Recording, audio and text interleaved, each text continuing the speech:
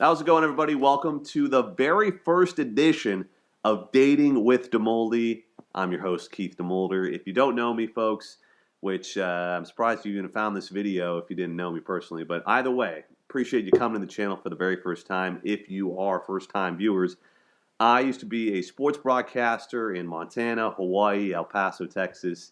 That was a former life, but now I've transitioned to a new career as a prospective marriage and family therapist. I'm in grad school right now at Point Loma Nazarene University, and so I've always had an interest in dating. I transitioned into the more mental health side about 2.5 years ago, 2 years ago.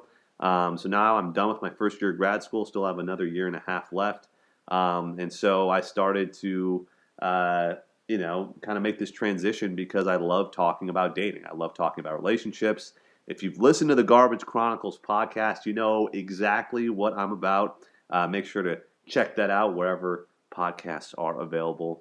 Mainly Spotify. I don't trust you if you listen to it on Apple Music. But this is the first edition of Dating with Demoldey, which, the Garbage Chronicles is the podcast. It's more audio. This is Dating with Demoldey, which is more video breakdown. So in today's episode, we'll be breaking down Friends, more specifically Ross and Rachel and their relationship. So it's all focused on mainly video stuff. We'll be breaking down TV shows, movies, maybe even some music here or there. But basically, I want this to be a visual medium so you can actually see, hey, here's how the dynamics are working together. And I like breaking down clips. I like talking about different ways that we see in pop culture of dating and how things kind of get proliferated. And, oh, well, I saw it on Friends one time, so therefore it must be okay. And, most of the times it's not, which we'll get into our disclaimers right now, which number one, this is TV. This is make-believe. A lot of this is, scripted for entertainment, scripted for comedic humor. It's scripted for our entertainment, and it's not real, folks. And I would hope you would know that, but have to say that early on. So a lot of these scenes I'm going to show, it's just for comedic effect and to be dramatic. So not a lot, a lot of this isn't necessarily going to happen in your lives, but some of it might have some truth. And so I wanted to show these clips because they're funny, but they're also relatable in some sort of way. But don't take it too much to heart. Take it with a grain of salt, as they say. So I just wanted to put that as a disclaimer. The second disclaimer is I am not a professional therapist. I'm in school to be a therapist. So give it a year and a half and I will be a professional. But in the meantime, I'm still a student. So I'm not a professional. I'm not an expert. But I have some thoughts. I have some ideas that maybe you'll like. If you don't like them, let me know in the comments. Say whatever you want. This is a free country. So yeah, just with all that said, I just want to say I'm excited to start the channel. I appreciate you guys watching. And this is a fun one. I think Ross and Rachel is definitely a relationship that a lot of people can relate to. I mean, there's plenty of on-again, off-again people in the world, and Ross and Rachel are certainly the best example of that in pop culture. So without further ado, let's get into episode 1 of Dating with Demoldey. Dating with Demolder, dating with Demolder. Oh, listen up, learn some stuff. He's a food reporter, talk about love. He's a gift from the sky above. It's dating with Demolder.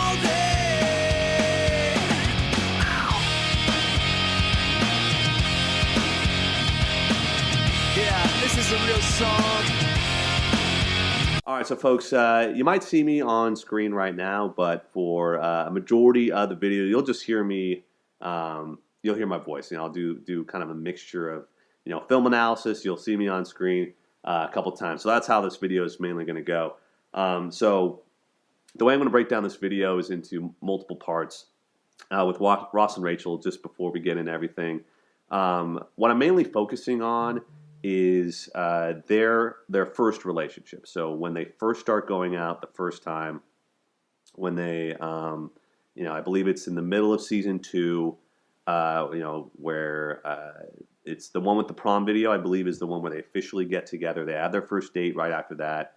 And then, they go to the planetarium, things happen, all that stuff. So from there, on until in the middle-ish of season 3 where they were on a break, and they break up and they have that huge fight, everything. That's kind of what I'm analyzing. I will have some background.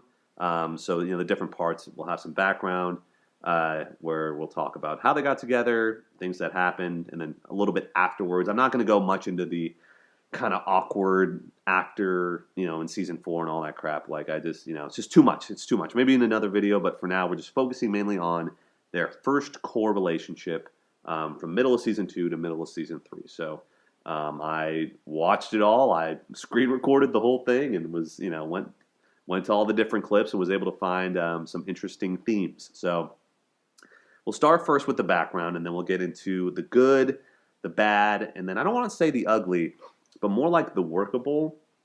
So we'll talk about the good things that happened in the relationship, and there's a lot of good things that happened. A lot of people want to, discount Ross and Rachel's relationship for, genuine reasons, but there's a lot of really good stuff that happens throughout that I wanted to highlight. So we'll go through that first.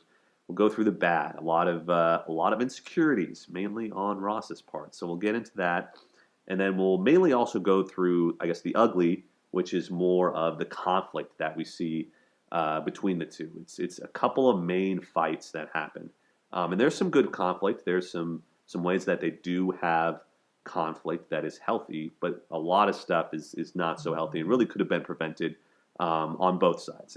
But both factors, both parties are at fault for certain things. It's not fully one person, not fully the other. Both of them could have definitely worked on the relationship to prevent it from getting to the point it did. This is also a TV show, so naturally, we don't know what happens aside from what we see. So there's plenty of unknowns. But yeah, with that said, let's get into some of the background of where Ross and Rachel were before this all went down. All right, let's get right into it. Part number 1, history. So let's start off with some background and context for the first season of Friends. Folks, if you already watched the show, this is kind of a refresher for those who've never seen the show, which I'm pretty shocked that you haven't seen it, actually. Firstly, you should watch it, just to know what I'm talking about. But if you don't know, the show is about 6 friends who live in New York City. You have Ross Geller, you have Monica Geller, who are brother and sister. You have Rachel Green, you have Joey Tribbiani, Chandler Bing, and Phoebe Buffay. Phoebe we won't really necessarily talk about, but she's a friend that they all met because Phoebe was Monica's roommate before Rachel moved to the city. And Ross and Monica and Rachel all went to the same high school together. They grew up in the same town on Long Island. They went to the same high school, so they knew each other. So they're somewhat family friends since Rachel and Monica hung out in high school. Ross and Chandler were college friends, or maybe college roommates even. Can't really remember, but they're all kind of friends together. So in the pilot episode, we see the present day, and basically you see Rachel going into Central Perk, the coffee shop where they all hang out, in a wedding dress. So that's just kind of the start of things. And then you also find out that Ross is fresh off, it sounds like his divorce, but fresh off of his marriage ending. So a pretty dramatic opening to the show. Just to go back more in terms of the context, like the background, Rachel and Monica hung out in high school. Ross has always had a crush, as we see later, has always had a crush on Rachel. So there's plenty of awkward and sweet moments where Ross illustrates his love for her. There's a big scene where he dresses up to be her date during the prom video episode because her prom date was not there in time. So he tries to save the day, but then eventually the prom date comes back and kind of ruins everything. So anyway, the first episode we see both of them, both Ross and Rachel, in very similar positions, recently out of committed long-term relationships. Ross dealing with his divorce after his wife is revealed to be a lesbian. Rachel runs out on her wedding on her fiance, Barry. So both in pretty vulnerable places at the beginning of the series. Ross makes his first move, if you want to call it that, during the pilot by saying, "But do you think it would be okay if I asked you out sometime, maybe?" Yeah. Maybe. Okay.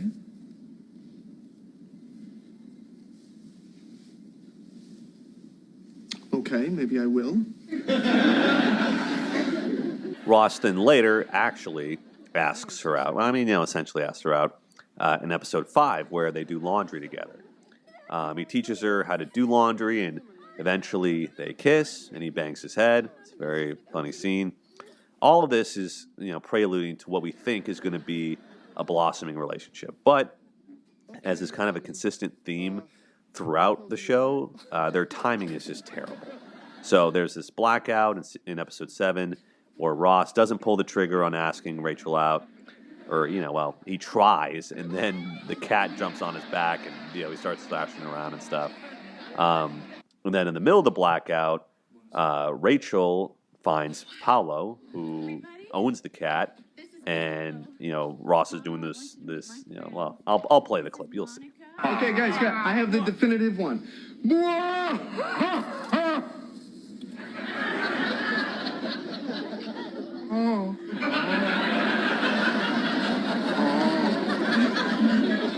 So Rachel just goes and kisses Paolo, and Ross gets super jealous.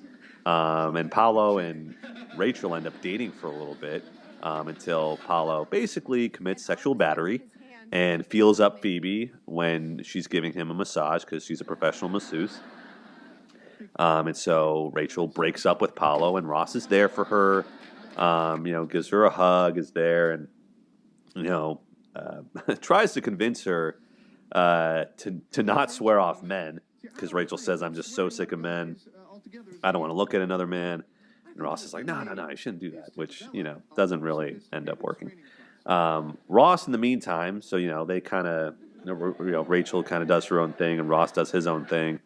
Throughout this whole process, he kisses not only Chandler's mom, but also his ex-wife, and then also gets a pet monkey. So he's kind of going through it. He's going through it, and he just got divorced. I mean, and his wife is pregnant. So it's a big whole thing.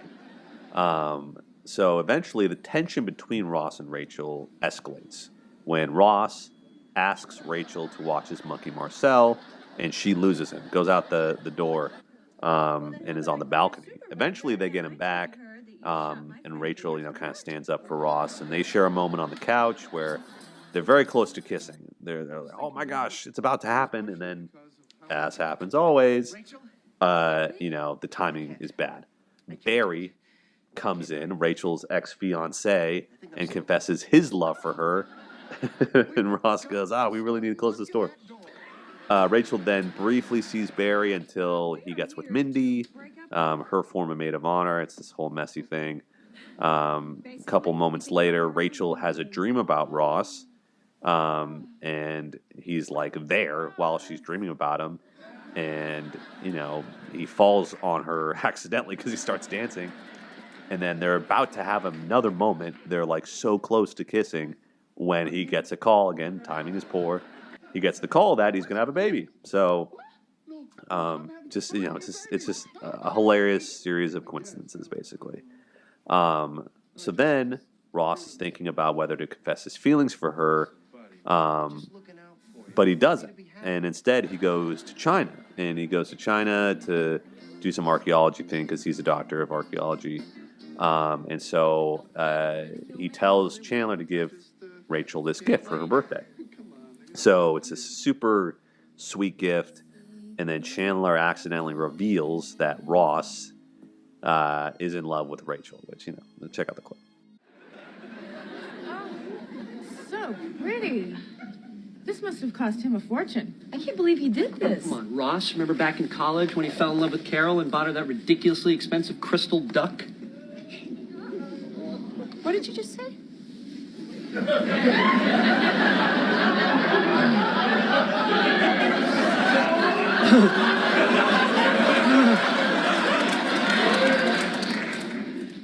crystal duck. No, no, no. The love part? Flannan.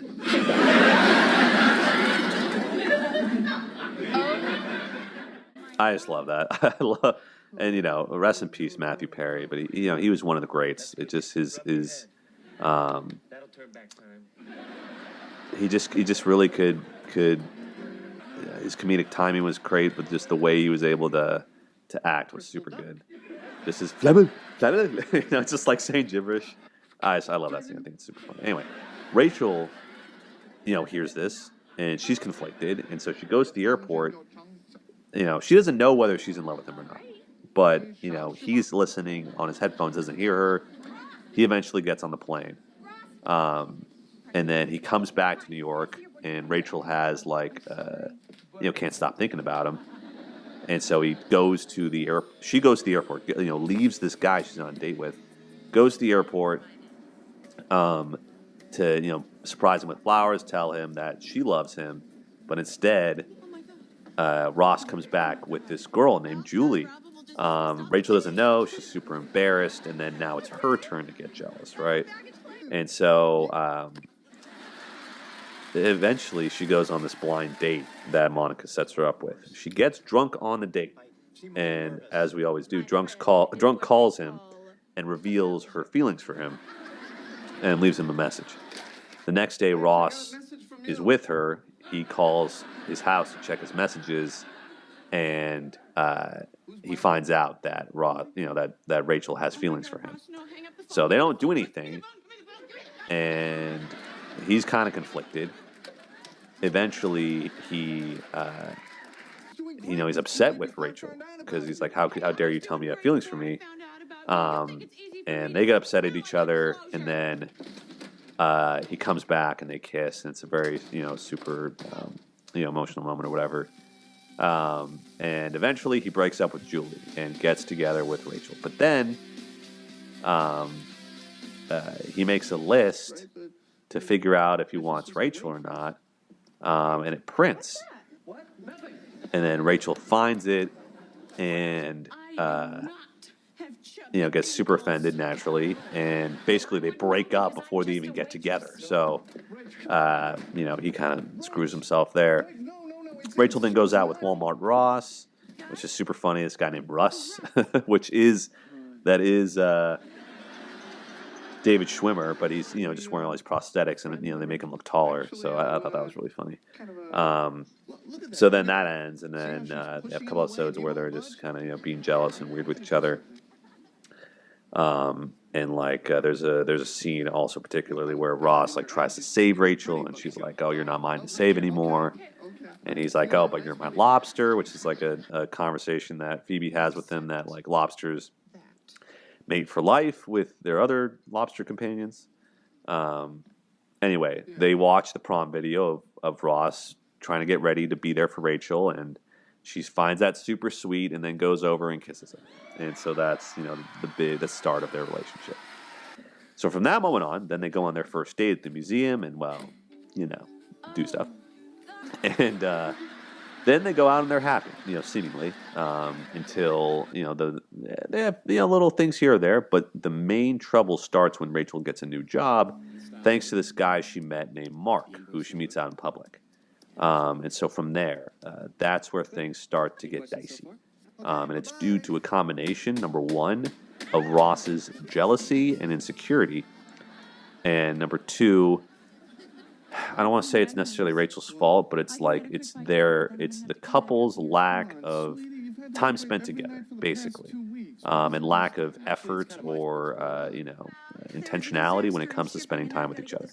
That lack of time spent causes friction and distance, especially for Ross, eventually leading to Rachel to suggest that they take a break. A break from us. There's a lot of factors. We'll dive into it. But then Ross has sex with another woman during that night, where they're, kind of broken up. They don't say break up. They say we should take a break, which to me, I think for all intents is a break up, but it wasn't like, I don't know, it didn't feel official. And Ross, it's a whole debate. I don't want to get into it, but basically Rachel finds out, they fight, and they break up for real. So I'll spare the details, as I said, of the post-breakup jealousy and weirdness and all that stuff. So anyway, what I wanted to do in this video is to break down the breakup. Get it? Anyway.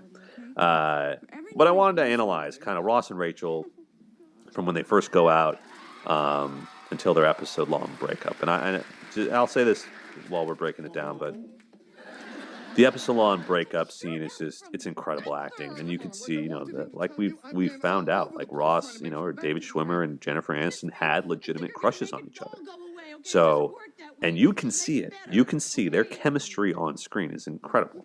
And I just think that that season, but also, that episode in particular was like, whoa, like that felt very real.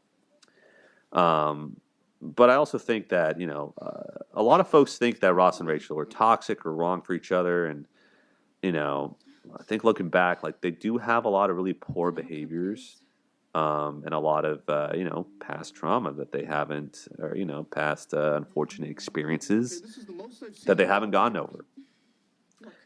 They haven't really, solved or resolved or gotten help for or figured out. And it comes up, you see it come up multiple times. So I think they have some poor behaviors, but I really think that their outcome could have changed if they had some fine tuning. So that's partly why I want to break this down, because I really think that the relationship could have been saved from the jump. So like I said earlier, the good, the bad, and the ugly. Let's first start with the good. So throughout Ross and Rachel's relationship, we see a combination of things that make every relationship good. There's humor, there's hanging out, which they do a lot of. I'm not going to go through every single one of their moments on screen, but there is a ton of moments that I wanted to analyze. And so first, there's plenty of moments where they spend cuddled on the couch or laughing with their friends or hanging out, spending time generally. That's important. They spend a lot of time together, whether it's at the coffee house or by themselves. But then, there's a spectrum, right? So there's more supportive moments where Ross does things for Rachel, especially in public. We see that a lot. But there's also, bigger moments, and then there's also more private moments where they share things and they open up and they're there for each other. There's also plenty of bad stuff too. But we're talking about the good things. So I've kind of divided all these things into multiple categories. So there's public defense. It sounds kind of weird, but it's basically being there for your partner in public, in a space where you're putting it all on the line, and it means something because it's in front of everybody. You are not just you're walking the walk basically. Then there's physical comfort, which in terms of hugs or pats or any sort of physical comfort or affection, that's non-sexual. Then emotional comfort, saying, hey, everything's going to be okay, or talking things out, or reassurance, things like that. Then there's sex, which, that speaks for itself, or, like kissing, things like that. Then there's two others, which maybe they kind of blend, but I wanted to say just support, which I know is kind of vague, but, kind of being a cheerleader. So it's like, it's doing things that are supportive of the other. It's supportive of the partner to say like, hey, I got you. I'm being supportive of you. And then there's also actions, which, it's just, they're just doing things for each other. Like, and I'll get into that, but it's not, hugging. It's not speaking. It's just, I'm there. I'm going to do this thing for you. And it might not be in public. So that's kind of the difference. But these are kind of the categories of everything. So just looking throughout, there's a lot of different kind of funny moments. This isn't going to be chronological, so I do apologize. But I just want to go through the public settings first. So throughout Ross and Rachel's relationship, we see Ross mainly do things in public settings where he's being supportive of Rachel, for example. And it also, might I add, making a fool of himself a little bit. Whether it's his fault or not. But, there's a scene where he has to grab a slice of pie out of a man's hood. Pie in the hood, pie in the hood. where Rachel kind of messes up and forgets, kind of drops a piece of pie in this guy's hood in his coat, and so he has to go fish it out, which he does, willingly, right? And looks like an unstable person, so to speak. Looks ridiculous in the process, right? So that was a cool thing for him to do. He really, Rachel asked him to do something. Most of the times he does it, and even if he looks like a fool. But also during Mindy's wedding, Ross steps up. Not only did he go to the wedding with her, stick by her side, but he also publicly stood up for her, defended her, albeit a little awkward and stupid, but he helped her sing Copacabana and ended up cheering her up and making a pretty, what could have been a really, kind of like I mean, it's a dramatic moment, but also what could have been a really sad and hurtful moment into a really romantic moment, and one that's pretty memorable and sweet. With the rose and they're dancing and singing and all that. I thought that was really cool because he didn't have to do that, especially in front of strangers, but he's willing to get up in front of strangers and defend his woman, defend his partner, which I think was really cool. Let's see. Let's go through all of them. So from the public stand, the pie in the hood, very funny. There's also early on with the laundry episode where twice he helps her and defends her. So he defends her with the evil woman when he puts his hand in the way of her putting the quarters and says, "Hey, that's not the rule. This is her machine." So there's that one. And the next time where she's trying to take the bin, that little wheelie bin, or I guess cart, if you will. He supports Rachel. He doesn't get involved, but he kind of supports her. It was like, "Hey, don't look at me like this is on you," sort of thing. As you can see in the video, and that was really cool because he lets her defend herself, and he's there for support. So those are two public actions that I thought were really cool. So that's public defense, right? That's pretty big. In terms of physical comfort, we see this from both of them. So, for example, where Ross hits his head on the laundry machine, you see in the cutaway where Rachel's putting ice on his head, kind of cuddling up to him. She also kisses him in that moment, which that's a little bit of physical comfort. Ross hugs Rachel after she gets rejected from the job. But then she gets the job, and it's another hug. So they're always there with the hugs. The hugs, it's a super big part of their relationship. There's the scene where he goes down to her work after the interview, gives her the hug, is there for her. We'll break down this interaction a little bit later because it is a little bit awkward. But yeah, there's a missed opportunity for a bid there, which I'll get to later. So anyways, that's big time. There's you'll see it also where he asks her if she's working late, and this is the first kind of thing where he kind of brings it up. "Oh, you working late? Like when I'm going to see you?" And he seems a little annoyed, and she says, "Oh well, I'm going to be working late, but I'll make it up to you, wink, wink, talking about sex, right?" And so then he, gives her a hug and is like, "I want to support that," so that's another thing. Again, during the birthday party, the two parties, like he gives her another hug, like, Rachel's in the hallway, sad. And then Ross comes out and Chandler's already hugging her. He kind of like, passes her off, and then he's, hugging her, giving her that physical comfort. And she does that as well for him, where the bullies, steal Chandler's hat, and she comes over and is like, "Oh," like, and gives Ross a hug.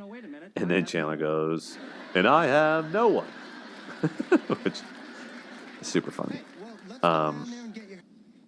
Let's see. So there's that.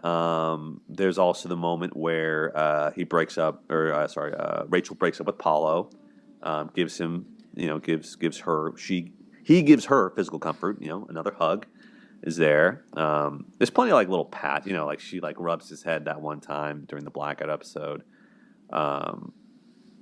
There's also the episode where Rachel's dad is being kind of an ass to Ross, and she's like, I don't want to have to get a separate room for you too. And then he hugs her, is like, hey, it's going to be okay, you know, physically comforts her.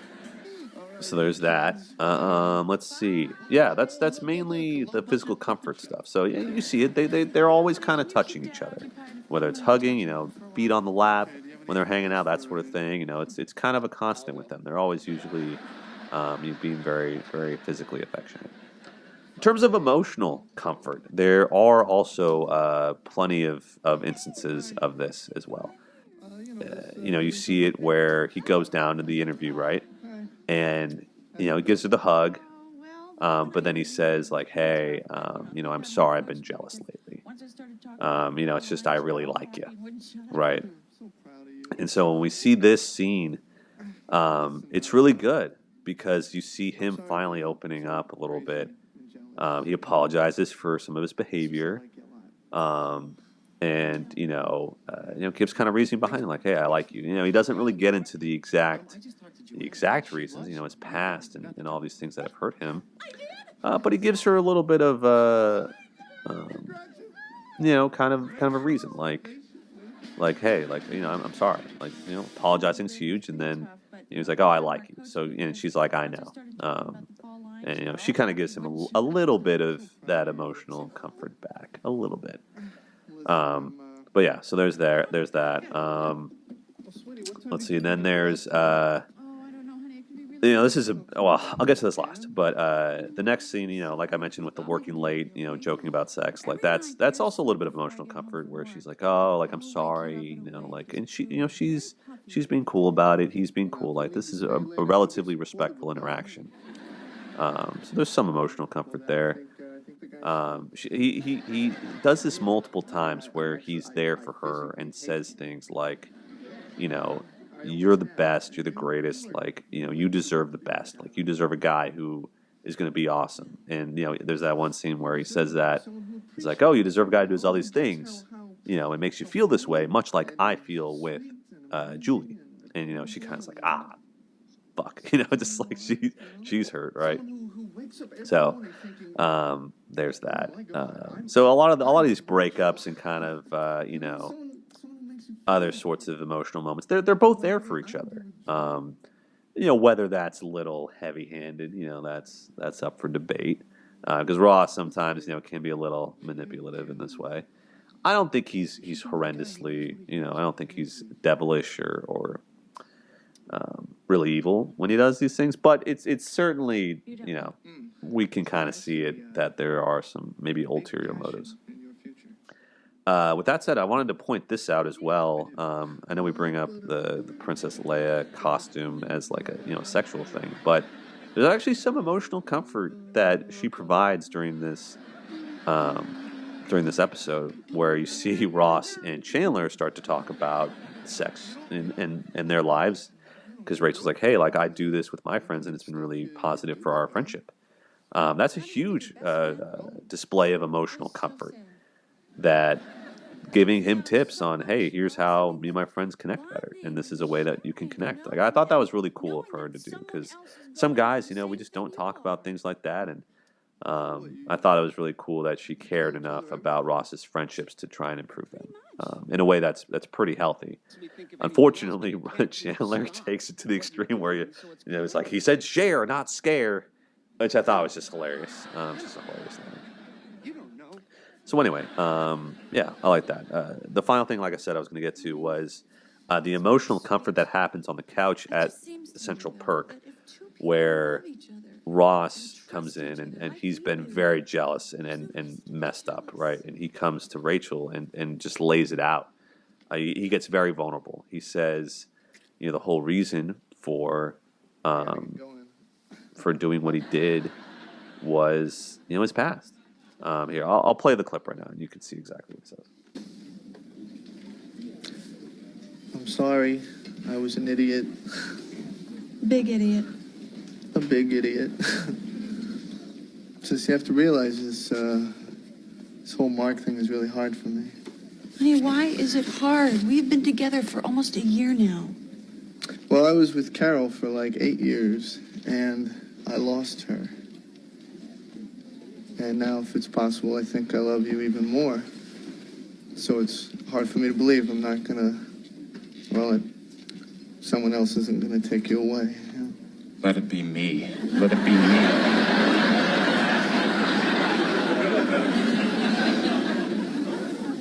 Honey, that's very sweet.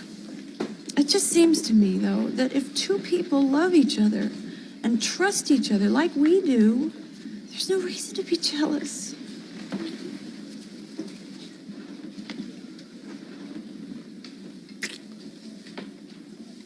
Yeah, so as you see, I mean, he just lays it out. Just says, you know, I'm afraid. You know, I trusted someone once, and I really want to just break it down a little bit more. Like Ross got the rug pulled out from under him. You know, and I think it's used as a joke throughout the series, but it's pretty savage if you really think about it. You know, I think at the time, you know, I think that, you know, being gay at the time in the '90s was maybe it's way more taboo. It was way more taboo then than it is now. Like now, you know, most people accept it. You know, being lesbian, it's pretty, you know, in terms of state laws and things like that, it's pretty accepted. But I think at the time it was kind of used as more of a cheap laugh, which I don't appreciate generally. But I think also it was a cheap laugh that was kind of, to be honest, it was kind of shitty for Ross because it's like, oh yeah, like your wife, you know, I don't know if cheated is the right word, but like your wife left you for you know, another woman, ha ha ha. You know, like your marriage fell apart, he he he. Like I don't. I know Ross is a fun, loving guy, and you know he's you know he's easy to make fun of or whatever, but I don't know. That just kind of rubs me wrong. It's like if this had happened with one of the women in the group or anyone else, where it's like, yeah, like my partner left me for someone that was a friend. That's pretty heartbreaking. That's pretty tough to deal with. And I don't think we give enough credit to Ross. And to be honest, I don't think Ross really works through that, if you want to call it trauma, enough. I mean, his wife of many years, who was having his son, left him for another person. Whether it's a woman or not, doesn't matter. But left for another person that was in their life. You know, to be honest, like again, we don't know exactly how it went down, but you know, there definitely could have been emotional cheating taking place. So I don't like how it's portrayed. It seems like Carol kind of gets off easy or scot free. I'm not trying to say that Carol, you know, shouldn't have followed her convictions. Like they definitely weren't right for each other. If she's a lesbian, she should go be with her. You know, be with her partner. But I think that you know, to leave Ross high and dry, you know, and again, we don't know. We don't know if anything non-kosher happened during their marriage specifically. But if it did, you know, that's pretty shitty. Whether it's, you know, I don't know, right or wrong, whatever you want to say, it sucks for Ross, and Ross deserves, you know, love and care and the space to feel sad, because it's pretty traumatic shit.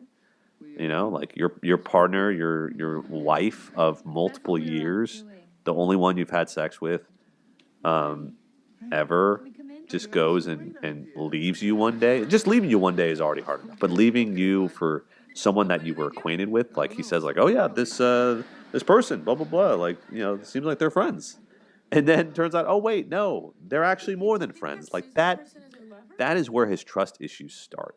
And so we'll talk about it later, but I just want to point this out that like Ross has pretty major trust issues from this event, and that's what he brings up. And he says, you know, it's pretty hard hitting. Like, you know, I'm afraid someone's going to do that to me. So I don't think that's something that should be taken lightly. And him revealing that to Rachel was big. And so, and that's why it makes it so important that she reassured him in this moment. She told him, like, hey, like, I love you. You know, I would never do that to you. Like, you know, blah blah blah blah blah. And so I think that's an important thing. And I think that, you know, Rachel handled it as good as she could have. She was there for him. She reassured him, reaffirmed him. She can do that. Like, she's been doing that when they're together. And to me, this conversation should have been the end of the jealousy.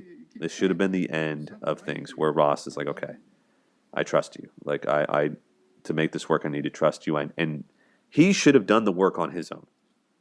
You know, it's your trauma is not your fault, but it is your responsibility. And so it's his responsibility to get that work. Well, he should have gone to therapy. Are you kidding me? He should have gone to therapy. He should have talked to somebody about the disillusion of his marriage, and that would have helped him out so much.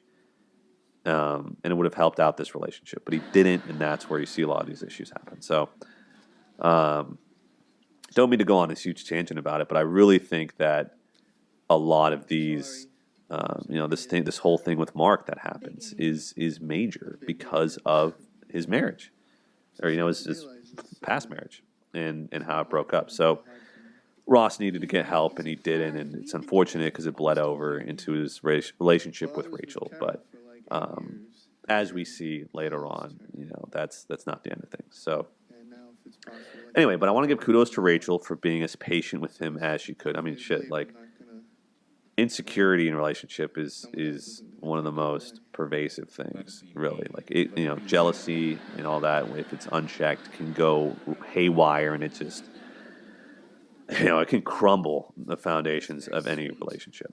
So yeah, I just want to give a shout out to Rachel for being supportive of him in these moments of weakness and reassuring him and saying, hey, it's going to be okay. I'm here. I'm not going anywhere. So anyway, so there's that. That's the emotional comfort side. Furthermore, I guess we'll go to sex because it's the most, I guess, kind of obvious. What I appreciate about Ross and Rachel's relationship, and this, I'm not saying this to be some horny guy or whatever, but I think that they're decently sex positive. I feel like they support each other's sexual tastes and needs. You see this in two ways. They both kind of do it for each other, right? There's plenty of times where they hug and they kiss, and you see them making out and stuff like that, and making jokes about, oh well, I can wake you up, blah blah blah blah blah, all that stuff, right? That's fine, but it's the sexual fantasy stuff where they both support each other, right? So you see first where Ross buys the Navy outfit and dresses up, because she loves a man in uniform. And like kind of wisps her off her feet and carries her, even though he puts her down because his back hurts. But just the idea of like going into public wearing a uniform and going through all that trouble to make her feel, special. I think that was really cool of him to do. And vice versa. She asks him, and they have. I'll get to this next, but she asks him in bed. They have that moment. That their bed banter, their pillow talk, if you will. Where they're in bed and they're talking. I mean, you want to talk about marriages, like marriages are won and lost in bed, and not even in terms of sex, but when you talk, like when you're at, it's the end of the night and you have to talk to each other. That's where a lot of shit happens. And so this is a perfect example of them being supportive of each other. She asks him like, hey, like, do you have any fantasies, blah, blah, blah. And he says, oh, I don't know. And then he tells her about the Princess Leia costume. And eventually, she puts it on. And of course, the funny joke is that Chandler ruins it because he's like, oh, I think about my mom. Or my mom popped into my, my head or whatever. It's, anyway, so super funny that happens. But I think it's cool that they both support each other and are willing to do, like do things like put on, like buy random costumes and dress up for their partner. Like that's really a cool thing. So, I feel like they use sex in a good way. And specifically, I feel like they use it. If you want to call it a crutch, or maybe it's a little toxic, but there's that moment where Rachel gets a tattoo, and then he's like, "Oh, that's actually kind of hot," and then they, that's the passion, right? That's the passion you see with them. And that's why everyone's all super interested in the relationship, right? So that happens. That's cool. Oh yeah, well yeah, and she already has had sexual dreams about him, which he gets all like yeah, like he's jumping up on stuff. We'll get to this later, but there's also the moment where she assures him that their sex is good, when they're talking about Paulo. We'll get to that. We'll get to that later. But I feel like they have a pretty like healthy relationship with sex, which I think is important for any relationship. I will say though, well, I guess we can get to this as well. But I think that like her sharing details of their sex life with their girlfriends, I think was that's a whole other conversation for another day. But I think that that made him a little uncomfortable, which I think maybe is a conversation to have during the relationship of like, hey, I want to keep like some of our relationship details, especially what happens in the bedroom, like in house, so to speak. And it's up to every person. But yeah. Well, yeah, it's a whole debate, but I thought that was an interesting thing to point out too. That he was like, "Hey, I'm not sure if I'm like super comfortable with, Monica or Phoebe knowing about me sexually. Like, I think that's just, it's a boundary. It's a violation of privacy a little bit. So, something to think about. Anyway, last couple things that I have, just general support and being a cheerleader, and then also more actions, right? So like things that aren't spoken, but it's not like sex or touching, right? So the laundry, teaching her how to do laundry, huge. Those are a couple actions that Ross, it's mainly Ross, a lot of Ross actions here. So teaching her how to do laundry, that's huge. The prom video, he's showing her by getting dressed up and being there for her in that way. In terms of being a cheerleader, there's a lot of times where Ross is just there, and they're there as a team. I guess that's what I mean by being a cheerleader, is that they're a team. They're a package deal. So like when Phoebe and Charlie Sheen get together, they're both there together, make them both food, or when they're with Chandler, like being there with him, like, hey, like we're a team and we're gonna help you out. I like that a lot. So like they support their friends together, and their friends are each other's friends, so it's pretty easy. But they're a part of each other's lives. Like Rachel doesn't have to be there to support Chandler per se. I mean, they're not insanely close, but she still comes along because she's with Ross. The football game, they're kind of supporting each other, kind of a team. Even though he picks her last. But I still think that's like them. They're on the same team together. Like he would have ensured that they're on the same team together. Then there's the incidences with and this is kind of actions and being a cheerleader, but with with Rachel's dad. So that whole episode is like the ultimate actions over words episode, and we see this it's mainly with family stuff, right? So. With Rachel's family, but then also with Ben. Those are the two cheerleader kind of actions episodes, right? So, or themes. So I guess we'll talk about Rachel's dad or family. So you have Rachel's dad, who takes them to dinner, and Rachel's dad also calls him, a lot of really really mean names. He's kind of a dick. He calls him, what does he call him? Wet head or whatever. Always making fun of his hair and stuff. He doesn't tip, and so Ross puts a tip, which I would have been a lot more sly about, but gets called out for, and then he's like, "Oh, you think you're a big shot? Here, pay the whole tip, pay the whole bill," and rips up his check or whatever. Which again, like Ross put up with a lot of shit from Rachel's dad, and he didn't need to do that. He didn't need to do that at all. He gets openly disrespected. And to be honest, like, it kind of upsets me that Rachel doesn't really stand up for him. And Ross kind of just takes it. And, he tries to be the good guy, take the high road, and Rachel's like, that's just the way he is. And I understand that Rachel's in a tough position, but I think that's kind of hard to let your partner be kind of a trash, kind of like a doormat. It's not a doormat, but just kind of get shat on. Man. That's not right. You should stand up for your partner because they would do the same thing for you. And Ross has done that. So he puts up with it, and then he tries to bond with him even after he gets insulted again. The issue is that he bonds by making fun of Rachel, which is not necessarily the healthiest. I would have probably gone about it in a different way, but anyway. So But with Rachel's dad, that's really where you see Ross's resolve. And then also with the mom and the dad, during the two parties episode, you see Ross look like an absolute fool multiple times. You see him, with the glasses and the cigarette and having to, talk to the dad and looking like a fool. And it's just, again, he goes above and beyond to make sure that Rachel's time goes smoothly. He also takes her out to dinner on her birthday, gets her earrings, which is kind, but then also knows her well enough to get the receipt so that she can exchange, because she likes to exchange her gifts, right? So just shows how well he knows her. Oh, another thing, speaking of actions, how he gets her that the brooch. Another incredible act where he remembered her her wants and desires, and then and gets her exactly what she wants, and she's so taken aback by it.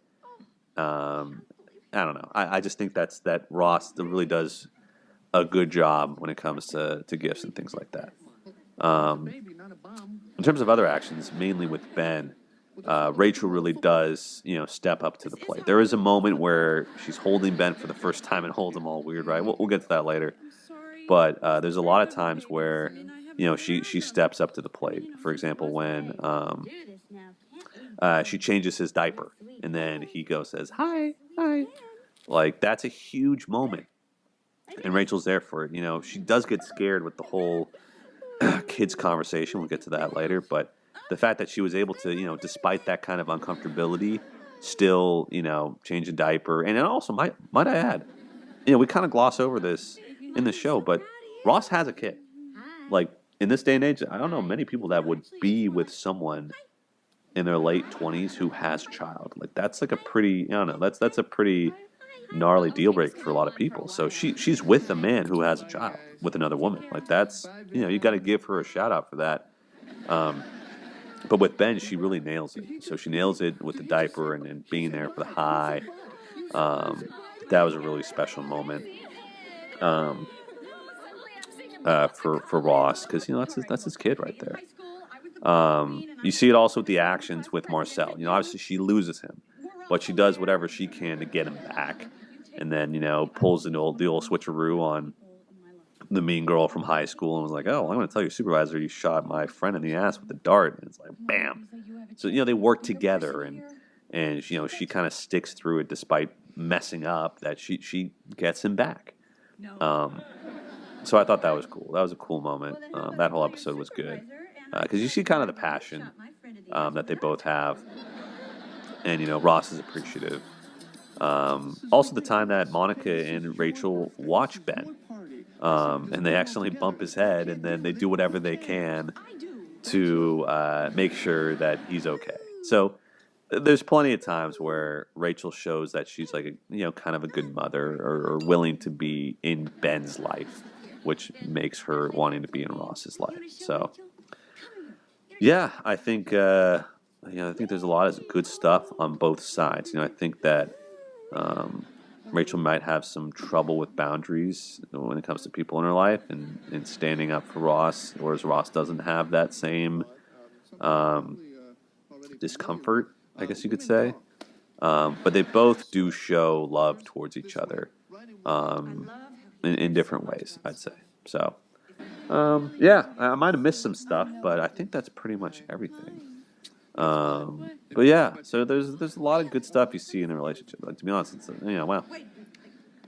yeah. If you look closer, it's a lot more good than bad. So they've weathered a lot. They've gone through a lot. So Ross especially is really stepped up to the plate.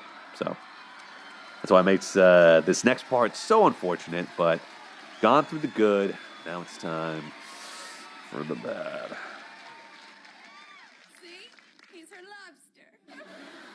All right, so we've gone over the good. Now it's time for the bad. And might add the ugly section, like the other section, the conflict section that we'll get to. That's That is more of the bad stuff, but this stuff, it's pretty bad, pretty bad. So I haven't marked this into sections like I did the other one because that one was a lot more. There was a lot more of the supportive stuff, but this one really, it's two events mainly. So the first one, again, this is mainly with when they're in a relationship, sorts of behaviors. So the first one is when Ross makes a list on the computer of reasons to not be with Rachel. So, he's choosing between Rachel and Julie, which, well, I mean, we've all been there. Hopefully, at least I don't know if hopefully is the right word, but we've all been there at one time in our lives. A lot of people have, where you have to choose between, something.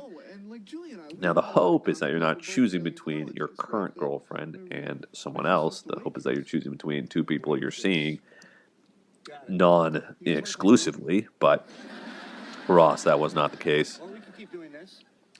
Now, to me, yeah, it seemed like, obviously, yeah, Julie and him had a lot in common. Like, it seemed like they had a good rapport, whatever.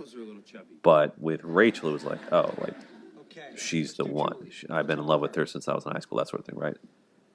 To me, yeah, it's stupid. Like, firstly, if you're going to make a list, do it at home. Why are you doing it at a shared apartment next to the apartment where your girlfriend is? And with your friends. Like, I know we're trying to help him out, help him decide. And I think that's completely, like, for the record, him being conflicted is completely valid. Him having conflicting thoughts is valid. But the way he went about it, like making a list and then saying, making a physical representation of it, it's like, that's a little skeevy, whatever you want to call it. Wasn't great, especially if you spent years hounding after her and then she's in your life and you're like, oh, well, I don't know. Like, I don't know. Yeah, it just didn't seem to make any sense. Like, oh, now you don't know? I don't know. It just seemed strange. Anyways, and then she finds out and flips out and, I don't know. I think, yeah, and she articulates it perfectly. I'll play the clip right here. Rach, come on, open up. Rach, come on. You gotta give me another chance. No, No? that's what I said. Look, maybe we should go. No, you guys, you really don't have to go. We're done talking. Rach, come on. Look, I know how you must... No, you don't, Ross. Imagine the worst things you think about yourself. Now, how would you feel if the one person that you trusted the most in the world not only thinks them too, but actually uses them as reasons not to be with you? No, but... See, I want to be with you in spite of all those things. Oh, well, that's mighty big of you, Ross. I said don't go! You know what? If things were the other way around, there is nothing you could put on a list that would ever make me not want to be with you. Well, then I guess that's the difference between us. See, I'd never make a list.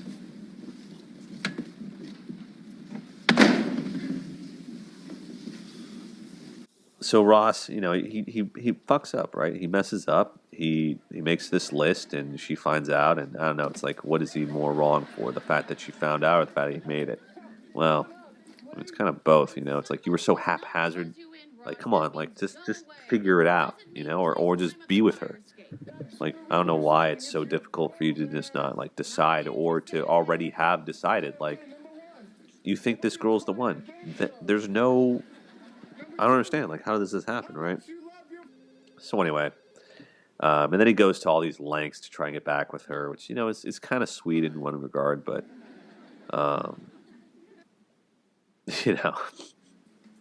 it's funny. Like he goes to the radio station, gets them to play a song for her, and then she calls, and then they like, I don't want to play your song anymore. Super funny, right? Yeah, and he shows like just how much he wants to be with her, but. Like she said it perfectly. I wouldn't have made a list, and that's all you needed to know. So, yeah, he was just really reckless, emotionally reckless, by making that list. So, anyway, yeah, you shouldn't have done that. That was bad. That was embarrassing. Then the rest of the stuff that's bad, it really comes down to Mark. It comes down to Mark and Rachel's friendship, if you will. So, there's multiple issues that come up. Number one, let's just get out of the way, that eventually Ross is proven correct when Mark asks Rachel out after they break up. That's the whole issue with the whole thing, right? We all should be able to trust our partner. We should all be able to give people the benefit of the doubt. If Ross, is healthy, he should be able to say, you know what, Rachel, if you say that this guy doesn't have ulterior motives and isn't trying to sleep with you, his friendship's genuine, he legitimately wants to be platonic friends with you, okay, I'll believe you, I trust you. I trust you. And that's the end of the conversation, right? So like when she brings up, oh yeah, this guy Mark got me the job, like he like whatever, that's how the conversation should be. Like, oh, okay, that's cool. Mark's friend, yeah, all right, well, yeah, cool, and that's how it should have ended. Ross should not have gotten, shouldn't have flipped out the way he did and gotten super jealous and making it everyone's thing. Like, he just has this need to put his foot in his mouth and make it everyone else's problem, and also be insanely passive aggressive and cringe. That's just for lack of a better term about it. Like at the party that they're having, like, oh, sounds like Mark wants to have some sex. And then he's like laughing about it to Monica, like, did you hear this thing? It's so crazy, right? Like, come on, bro, grow up. Like, it's not that funny. Like, I like, we can all see what you're doing. Like, just, So, yeah, I think that Ross did an absolutely trash job at hiding his jealousy. Like, we're all allowed to feel a little jealous or to feel a little insecure. We're all human. I get that. But the way that he went about expressing himself was really poor. I think that, like we mentioned that conversation earlier on the couch at Central Perk where Ross opens up about, being left, his past marriage where he gets left and his wife, leaves him.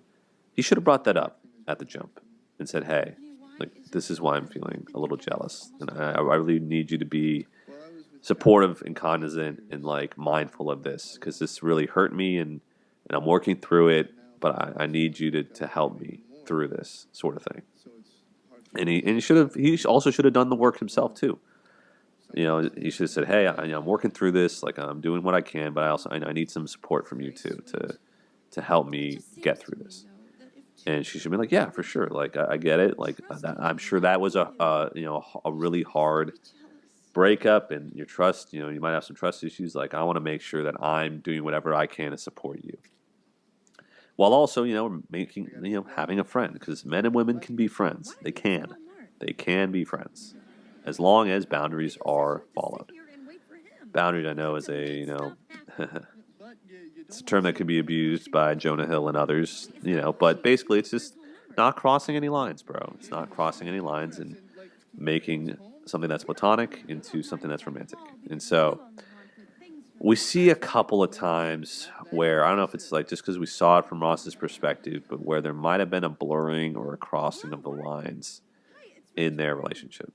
Mark specifically. So, like, multiple instances that are from the outside looking in, like, it's kind of bad. Like, for example, Ross tries to take her out to lunch, and she's like, oh no, like, Mark's taking me out to lunch on my first day as like a congrats thing. And it's like, okay, that's like, it's like, okay, it's borderline, right? It's like, all right, it's understandable, like, the guy who got you the job wants to, like, take you out on the first, sure, okay, fine, right, no big deal. What I think bumped me more was when Mark answers her phone, and Ross is like, hey, can I talk to Rachel? And he's like, oh, who is this? He's like, Ross? Is like, oh, who's Ross? just kind of being an asshole.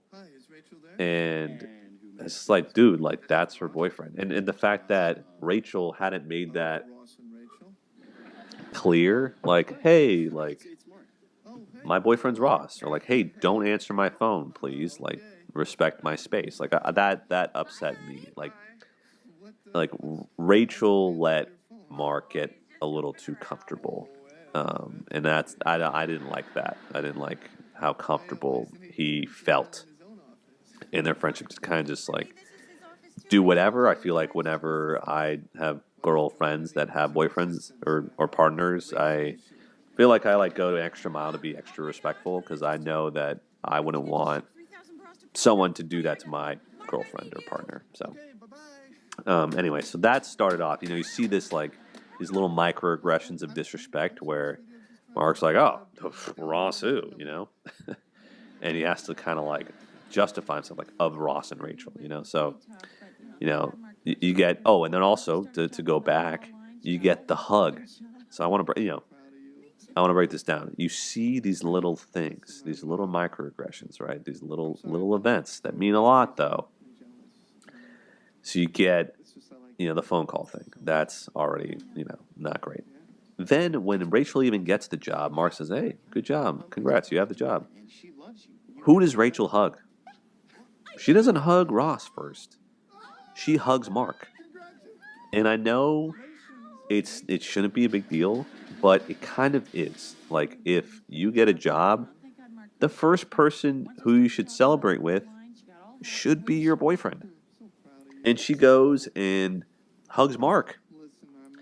It's like, what the hell? Like that's not right.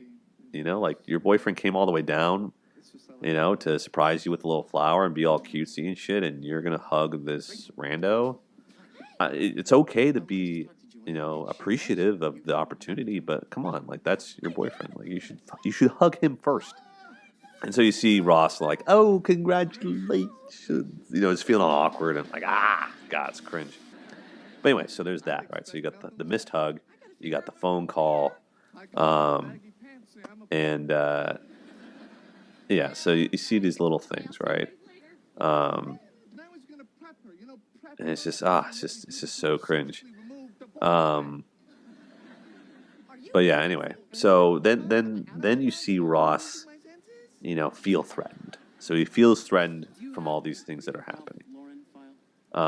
And so he then goes way overboard. He crosses the line and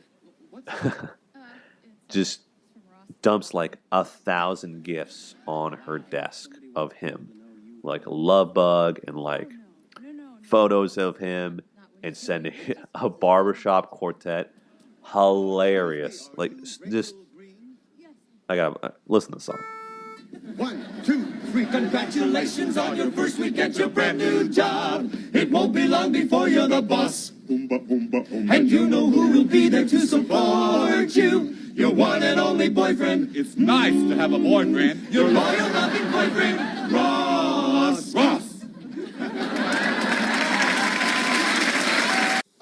So just an absolute hilarious. Oh my god, it's just so funny. I love that scene.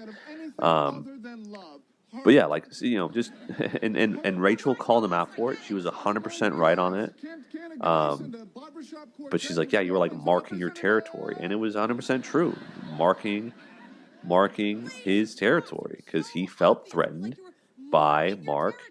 And obviously we didn't know at the time, but he, his. He shouldn't have done that. This is, multiple things can be true. Ross shouldn't have done that. Ross should have handled his insecurity better. At the same token, like, Mark was a dick and clearly had feelings for Rachel and kept them hidden and was just waiting out their relationship. And so they were friends. He was just disingenuous. And he wasn't being a genuine friend. So, two things can be true. So I'm not saying Ross's insecurities were valid, but it kind of was validated when Mark asked her out. And I think that's really lame. I think it's lame because, you should be able to trust your partner. You should be able to trust what she says and says, hey, like this guy, You know, he's not just trying to get at me. He's trying to be, you know, he's trying to, you know, be nice. You know, he's trying to be a friend. And so, you know, Mark ruins the integrity of friendship by getting with, you know, trying to get at her. And so I guess that's the thing, is from a man's perspective, I mean, you hear that all the time. And it's the unfortunate reality of men ruining friendships, you know, ruining, you know, intersex friendships where, you know, men and women can't be friends because these men keep messing it up. And it's pissing me off.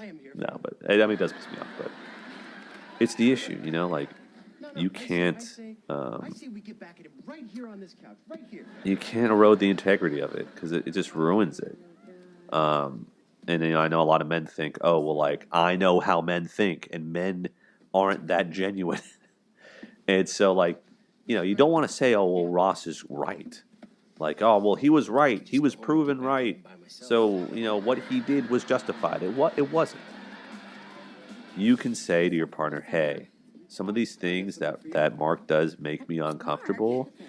And you can voice that. Now it's up to your partner to decide whether or not, you know, they're going to do anything about it.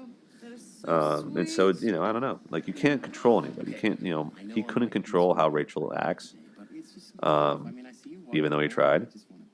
What you can do is just be secure in your relationship. You can communicate. Say, hey, like, you know, I know, you know, I'm feeling a little triggered by your and Mark's friendship. You know, some of the things he's done, you know, made me feel a little insecure. That's not your fault. You know, it's not your problem. I know you think, you know, I know you're trying to be a genuine friend with him, and I respect that, and I'll respect that, you know, with my actions, but, you know, I just want to communicate my feelings. So, you know, a lot, you know, you want to talk about corrections. You know, Ross, you know, he does talk to his friends about it, which, you know, that's good, but he thinks he can make Mark go away, or he thinks that he can just tear their friendship up, and it's just never going to work. And that's what Joey says, where he's like, oh yeah, you know, like jealousy is like I said, it's pervasive. It's very toxic, and it can get it can spiral. It can make you really spiral. So I think Ross, you know, really should have nipped it in the bud from the start, but he didn't. So yeah, there's the bad. So I know we kind of glanced over some of these things, but we'll really get into the ugly here in a second. But yeah, so you know, a lot of jealousy on Ross's part. Some jealousy on Rachel's part too. Also, like the moment with where Ross meets the stripper, and they have a play date or whatever, and she like makes out with him to ensure he remembers her. Like, oh, remember who you're with. I think that's also pretty funny, but it's not, you know, it's not horrible, but it's a little skeevy. So anyway, that's been the bad. So now let's get to the ugly. All right, so this is the final part of this video, folks. So I call it the ugly, you know, part of the good, the bad, the ugly, right? This mainly, I just want to say, is like it's just the conflict. So this is, I want to go through all the conflict that Ross and Rachel have throughout their relationship. So it's a couple of scenes, right, and a couple of, you know, good and bad sort of things. So let's go through the good first. The good conflict, it's ridiculous, but I did like, you know, the way that they got through the hands on the butt thing. So like, you know, Ross and Rachel like kissing for the first time, like they're making out, and she starts laughing, and so then she's like, okay, I'm sorry, and she starts laughing again, and so then he feels uncomfortable, and then so you see him, you know, again, be a little vulnerable and say, hey, like, I'm sorry, you know, I just I'm feeling self-conscious right now. And she goes, oh, come on, you know, like just, you know, like, so she uses like some humor, is like, oh, just how about you just back up into my hands, you know, or whatever. Like, come on, just grab my ass or whatever. So yeah, I think it's funny, and I think it's like, you know, she tries to make it a kind of awkward situation better. So I like that a little bit. It's not too deep, but I thought that was funny. This one, I don't know if this really, I mean, it's conflict, but it's more funny. It doesn't really, it's not really resolved. I mean, Ross resolves it with Monica, but they're arguing over the TV, and here, I'll just play the clip. Quit it. Bite me. Oh, my God. Well, Monica keeps changing the channel. Oh, that's great. Why don't you tell Mommy on me? Now I'm Mommy in this little play? All right, look, I refuse to get sucked into this, like, weird little Geller dimension thing, okay? So I'm gonna go and take a nice, long, hot bubble bath because you kids are driving me crazy. But yeah, basically, Rachel calls herself a mom, like, you kids are driving me crazy. I thought that was funny. Okay, we will get to the fight with Ross and Rachel later. But I wanted to first talk about a couple of good conflict that they have. It's two scenes in particular. All right, so the first one is actually, I'm sorry, there are three. So the first one is with Paolo. It's not with Paolo, but it's basically where they're talking about sex.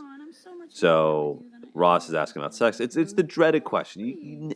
I mean, it's always asked, but you shouldn't ask it. You can't talk about sex when you're in a relationship, like with previous partners, right? Like, it's just, you don't need to know. It just doesn't matter, because all it's going to do is just make you mad. And there's rarely do you have that conversation. You're like, oh, this was great. I really learned a lot. I don't know. Like, unless you can handle it, I tend to stay away from it. But anyway, so she says something along the lines of, it was animal sex. Like, it was just pure, we didn't, I didn't really like Paula. All it was this animal sex, which, sends Ross off, and he just, like, loses his shit. And it's so funny. I mean, look at this clip. Like, he's losing his mind. He's just, like, clicking the light. He's just, like, pulling the rope on the light over and over. I'm like, what are you doing? This is what you do when you feel anxious, is just turning the light on and off. And, he's feeling all insecure. He's like, oh, knock, knock. Like, I just thought that was super funny. But, so this it's a good example of conflict, because at first, he's feeling all insecure and whatever. And then she goes over to him and assures him and says, hey, like, I'm not going to lie to you. I'm not going to sugarcoat it. So she's not lying. But she's like, yeah, it was good with Paulo, but, like, you and I have something more special. Like, we have intimacy. We have closeness. You make me laugh. You're the full package. And so, this was a really, good moment for them, where, it's so painfully evident that Ross is just so anxiously attached and insecure. Because, I think to everybody, or at least is what it seems. I think David Schwimmer is an attractive guy. But the kind of unspoken understanding is that Rachel is out of Ross's league. And so that's kind of what it seems like. And so he feels that insecurity, knowing, like, my girlfriend's hotter than I am. And so it kind of comes out, right? It just comes out in these little ways. So I think her reassuring him, and she just has to reassure him a lot. And I think she does a good job. And, he also takes it well and feels confident enough. And he, like, says, until now, and, like, flips her over, and, they eventually have sex. It was a really good bonding moment where, they address the insecurity. She reassures him, and then, they get over it, and they have a good rest of the night, right? So that to me was, like, a good moment of conflict, where she laid it out on the table, like, hey, like I love you, and I find you attractive in this way. And so you never really hear anything about sex ever after that. The second scene is where Ross has a event, and it's the episode's called "The One Where No One's Ready," right? So he has this huge event. He needs to be there. He wants his friends there to support him, but no one is ready. I just want to say this for the record. I mean, as someone who there's plenty of times that I'll be late. I've been late plenty of times, like, for hangouts. Like, I'm notorious. I try not to be too late, though. I try to, be at least, like, under 15 minutes late. Like, I don't, seldomly am I ever later than that. especially if it's within town. Like if I'm driving somewhere like LA or something, like I'm at the mercy of traffic. But if it's hanging out with someone local, I try to be there within 15 minutes. But that said, if it was like something really important, like I'm getting dressed up and it's a big event, like I'm there on time. And so to me, it was a little disrespectful that the friends and also especially Rachel wasn't ready on time for Ross's event. Because it's really important. Like, and I don't know, I thought it was bad form on Rachel's part to not be ready. And also Ross, like, he flipped the fuck out. Like, he just flipped out. And so I think that Ross definitely needed to self-soothe in that moment. He definitely needed to go in the other room and just calm down. But he didn't utilize those tools, so he just is freaking out the whole time. But Rachel, should have been ready. I think she should have been ready off the get, period. Because like she knows that this is an important day to Ross.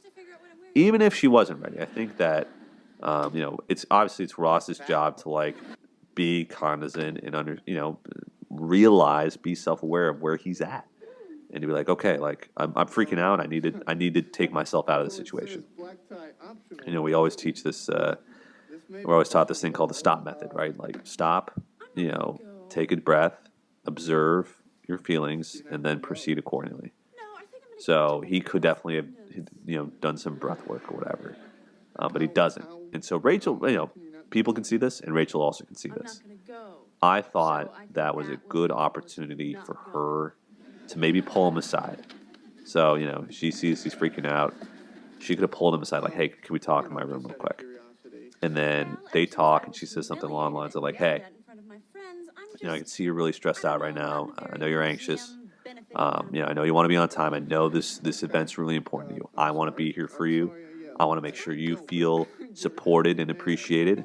I'm getting ready right now. I know I'm not ready exactly right now, and I'm sorry for that, but I need you to please be patient with me and be patient with the rest of the friends and know that we will be on time. Can you do that? Or, and I'm here for you if you need to talk, but I'm going to try and get ready myself. I want you to understand that I want to look my best for you, and I want to make sure that I can be there in my best form. So if they had that, like, how long did that take? That was maybe a little, like, 1 minute little thing, right? That would have saved the whole rest of the episode, right? But that's not why it happened. It's entertainment. So that doesn't happen. They don't have that conversation, and he just spirals to the point where he, yells at her and does something bad and yells at her and embarrasses her and calls her out in front of everybody, throws her shoes, which was uncalled for, and says, I don't care what you're wearing, just get your butt in there. And so, he acts disrespectfully. And so because of that disrespect, Rachel then decides, I'm not going to go. Which definitely within her right? She feels disrespected. He didn't apologize. He didn't talk to her in a respectful, calm tone. And so, yeah, she's like, I don't need to go, actually. So he then goes back and tries to apologize and he's like, hey, I'm sorry, like, I didn't mean to yell. And she's like, oh, it's okay. It's okay. It's not okay, but she's, pretending it is. He's like, okay, well, I'm going to go. This isn't like one of me abandoning you things, right? And so then, everything's not okay, but he just has to get on because none of the other people are ready. And then, it's just a comedy of errors. Everyone's freaking out, right? So then he gets back to her, was like, how can I get you to go? I really want you here. I'm really sorry. I messed up. So he apologizes. He realizes that he messed up and wants to atone for his sins, right? And, which I thought was good. I'm like, okay, you recognize that you fucked up within a relatively short time, mind you. And he actively is like, hey, what can I do to get you to come with me? And then Joey goes, oh, well, you could drink the fat. And he's like, all right, that's what it takes. Then he's like legitimately about to drink a glass of pure fat, which is wild. Like, I don't know if I would have done that. But, Rachel loves these like kind of outlandish little things that Ross does. Like she likes these little gestures, clearly. And so she's like, oh my God, you're going to drink the fat. And then they hug and they make up. And then she comes and she looks, obviously stunning. And they go out, whatever. So, it it was bad at first, but then it got good, because he put his pride aside and apologized and showed that he cares. So, I thought that was a bad then good conflict, right? Just like the first one. The second one, or the third one, excuse me, is the scene with Ben, like I mentioned earlier with the football. So Ross, again, we don't know what conversations they've necessarily had, but it sounds like this is the first time they've had this conversation of the future. And he says, "Oh, well, when we have babies," and it's like, "Whoa, bro, you can't be bringing that up if you haven't talked about it, right?" Just so, nonchalantly, as if it's it's a guarantee. And so he does that, and it freaks her out. And so she, freaks out because she feels like her autonomy, her independence has been threatened. So that's a huge theme for her in her life that Ross should have been more mindful of. Is that Rachel, when she was with Barry, had no freedom. She was, basically a housewife. It was going to be bred to be that, and didn't have a life. She had nothing. She had no independence.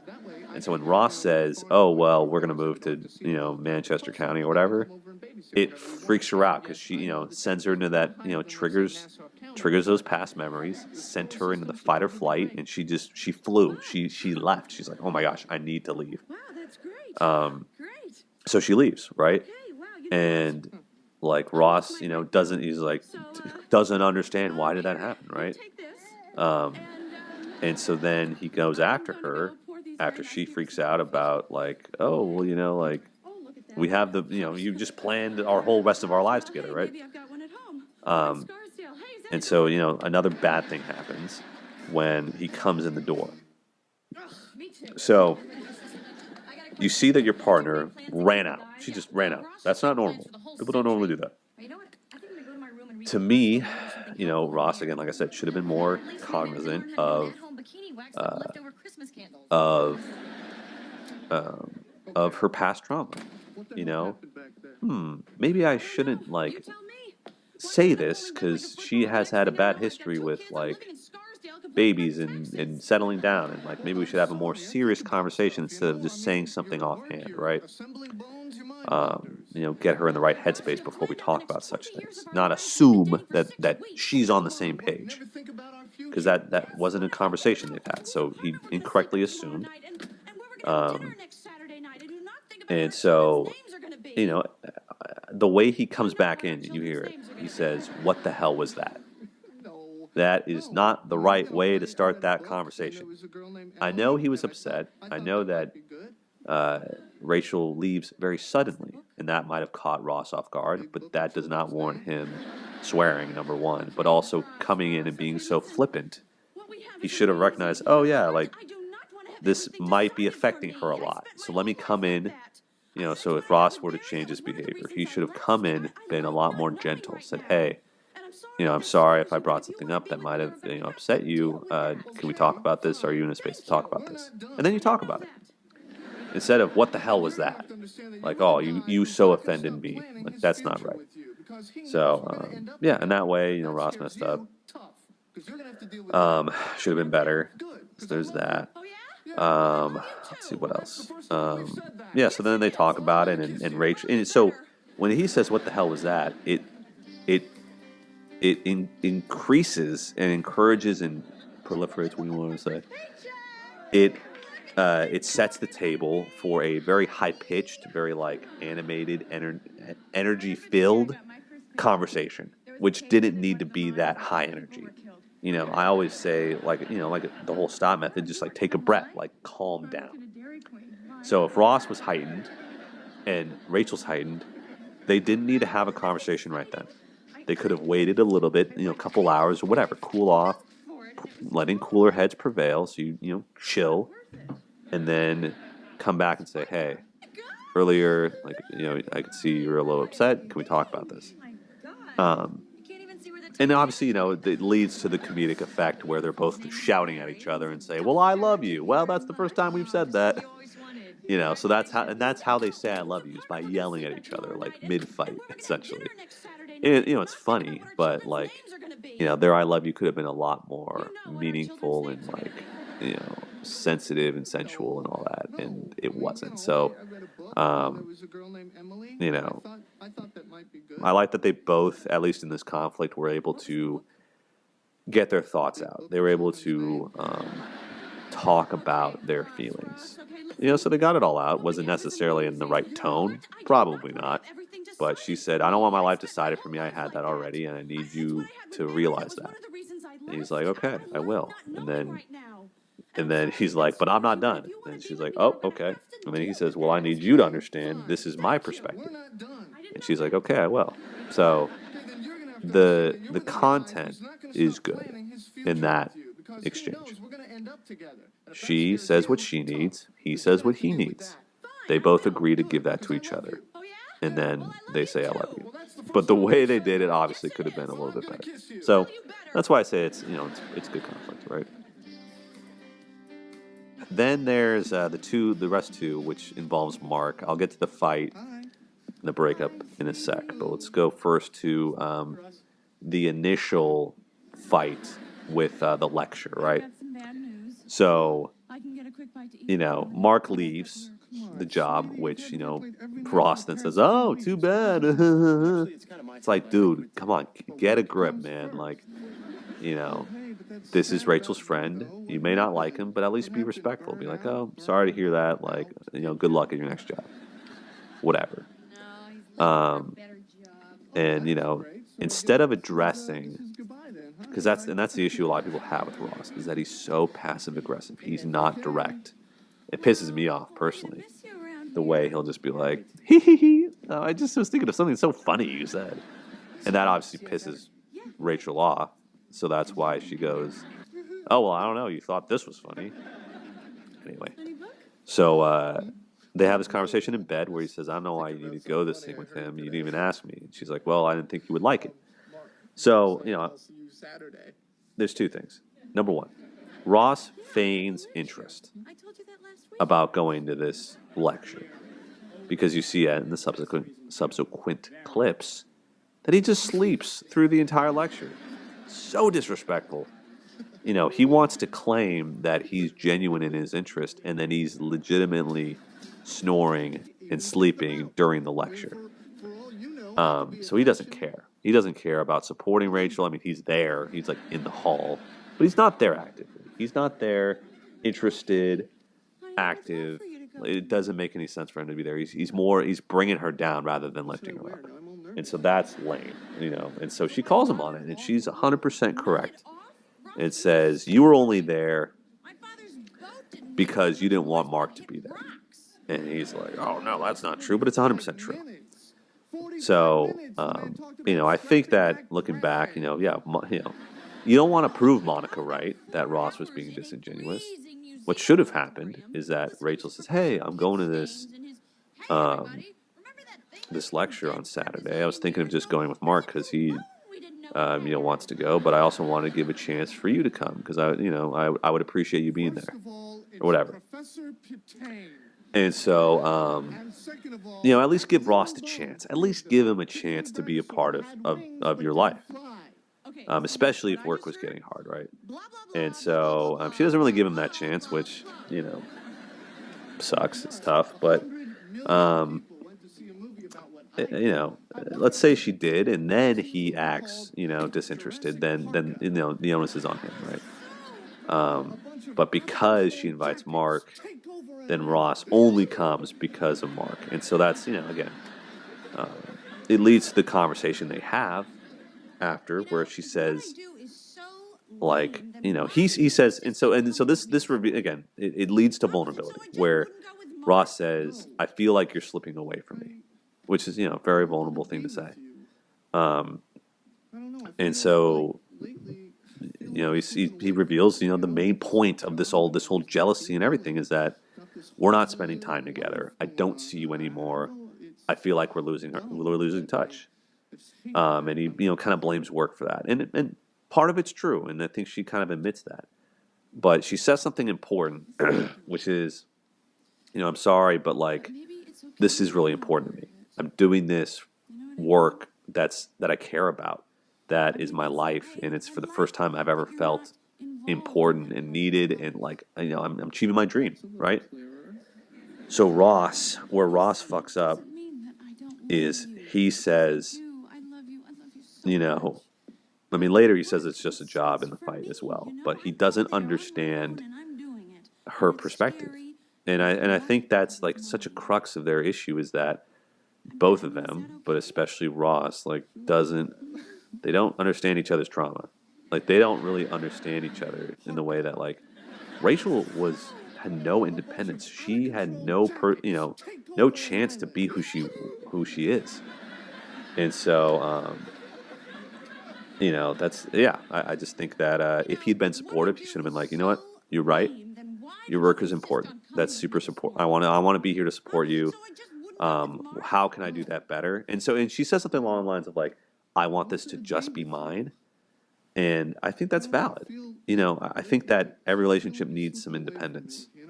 Like you don't need to do everything together, right? Like Rachel's allowed to have her own shit. Just like paleontology is Ross's stuff. Now I think in the fight she says something like, you know, Professor Pit stains and like, you know, makes fun of Ross. She didn't need to go there. She didn't need to throw stones and all that. Like she didn't need to do that. That was unhealthy of her. She should not have done that. But, you know, she was on the defensive. And, you know, she was like, well, I supported you. I listened through here and you couldn't support me. That hurts. That would have been a healthier thing to say. And it's 100% true. You know, Rachel really calls him on it. But I think Ross needed to be more understanding of like, hey, Rachel's allowed to have her own life. But at the same time, you know, we need to have time for us. And so that kind of, you know, leads into the fight, leads into the breakup, which starts because Ross and Rachel aren't spending enough time together because of Rachel's job. And so we see it throughout. We see these little cracks and breaks where, you know, he says, you know, he goes to her office and was like, I haven't seen you in 2 weeks. You know, you've been working. I haven't seen you during the week for 2 weeks or something like that. For the record, I'm not a big fan of hanging out during the week. That's just me. But, you know, that's big for him, right? So, yeah, he feels, like, so there's the problem at hand. They're not spending enough quality time together. That's a legitimate issue. You know, that's a legitimate issue. But both things can be true. Rachel can have her job, and she can also spend time with Ross. So this is the crucial point that, like, this is what broke them up, is that they as a couple did not prevent the breakup. They could have prevented the breakup through conversation and working together on a solution. And the problem is we're not spending enough time together. Our connection's losing. And so, you know, Ross is really coming at her instead of coming at the problem. And that's the whole thing. That's what, you know, is said a lot in couples therapy is, you know, it's not me versus you, it's us versus the problem. And they did not come at, you know, Ross didn't come at it that way, and also Rachel didn't come at it that way either. They didn't come at it. They just came at each other. And, you know, they should have discussed it. Like, okay, hey, I'm hearing you right now. I'm hearing that, you know, we're not spending enough time together, that you feel a little distant from me. Your feelings are valid. I totally hear you. And then she should have said something along the lines of, okay, so what should we do moving forward? How can we come up with a solution to where I still feel like I have my own independence and I can work and I can achieve my goals and also make sure that I'm spending enough time with you? And then Ross would say, oh, well, how about we carve out a time before bed where we call each other on the phone. Bam. Easy. You can do that. It can be done. Or, hey, maybe we can try and get lunch once a week. Or, hey, how about we, have an all-day Saturday hangout and we go on a trip somewhere. There are solutions to problems. But they, as far as we know, as far as we can see on the show, did not take that effort to do that. Now, who's to say that Friday night, Saturday night, Sunday night, Rachel's not hanging out with Ross and Ross is just insecure? We don't know. But as far as we know, it seems like Rachel agrees that they aren't spending enough time together. So I really think that could have been solved. I think that they could have figured out a solution. Like, okay, maybe let's just only hang out on weekends. And then Ross would have to accept that and support her. Because that's what good partners do, right? So, because work's gonna be hectic, but it's not gonna be that way forever. And I still think there are ways that you can compromise and come to a balance and a solution where both parties get what they want. That's possible, but they didn't try. They didn't try. So that was their big mistake too, was that they did not try to find a solution. So anyway, that's how the lecture goes from good to bad, basically. Anyway, so let's our final clips we're going to break down is the fight, right? I'm not going to break down the whole were they on a break thing. I think that's for another pod or for another thing. But I think the fight, the episode where she says we need to take a break, it's the culmination of everything, right? So because they didn't get out in front of the whole quality time spent thing, Ross then takes drastic measures. He takes matters into his own hands, and it's their anniversary. So you want to talk about missing bids for connection. Gottman theory always talks about that. The biggest bid ever is your anniversary. Relationship milestones are massive. You want to talk about history? You remember those moments. So it's your anniversary. You're there. I mean, men are always criticized. Oh, you forgot our anniversary, blah, blah, blah. You didn't do anything. Ross had something planned. And Rachel says, I can't because of work. So you want to look at it one way. You might say, what the hell, Rachel? Like, why weren't you here? You put your job above us. That sucks. But in the grand scheme of life, this, I assume, was probably on a weekday because she's working. So if I was Ross, I would say I would have moved it to Saturday. Or if I was Rachel, I would have been had the wherewithal to know, hey Ross, like I know we had plans on Wednesday, but I really, that's our anniversary date, but I really think we should move to Saturday, so that way we have our own time together. I don't have work, and we could spend all day together, whatever. That would have been a great solution. That would have been great, and then they wouldn't have had to worry about the whole work thing. So Rachel wouldn't have had to choose. They could have just done it on Saturday or done it on Sunday, but they didn't, and that was a mistake. So the issue was, so he calls, and so Rachel has to bail, which sucks, and it's been a pattern, and so that's what really sets Ross off, is that it's been a pattern of bailing, and so that's kind of on Rachel a little bit. Rachel's allowed to have a busy job, but I think where it comes to the respect of the relationship is where she's bailing and continues to bail, because she's not being respectful of his time and his energy, and you could say sorry as much as you want, but if you continually bail and it's just a trend, like, you're going to lose trust. Ross, thinks, okay, this is a one-time thing, but then it happens repeatedly. How is he supposed to trust that Rachel is going to come through for him? How is he supposed to trust that, her word means anything? I don't mean to make a mountain out of a molehill, but that stuff matters. Like, showing up matters. And she hasn't been showing up, and her word means jack, and he's pissed. He's tired of it. And I understand. Now, where Ross messed up as well, so he calls, right? She flakes. And so he says, maybe I should come to you, because he really wants to spend time with her. He goes there against her wishes. She says, no, don't come. I'm too slammed. I don't have time. And so he comes anyway. And bro, you went against what she said, which I don't know why the hell he did that, but he thought, classic nice guy, right? Like, I can, I'll just do whatever I can, and she'll have to be okay with it, right? Like, I'll just magic this moment up, and she'll be happy. Or like, it'll work out because I mean it to work out. And it's like, no, like, this isn't going to work out tonight. You need to take the L. Just take the L and move on. But he didn't. And so he comes there and just brings this whole basket of shit and then starts a fire. And she's giving him this nonverbal cue of, like, these eyes, like, hey, you shouldn't be here right now. You need to leave. Can you please? And she even says, you need to go. And brings in the coworker, like, Like, come on, Sophie, does she have some time? And you know, which is lame. And then she snaps at him because he's disrespecting her space.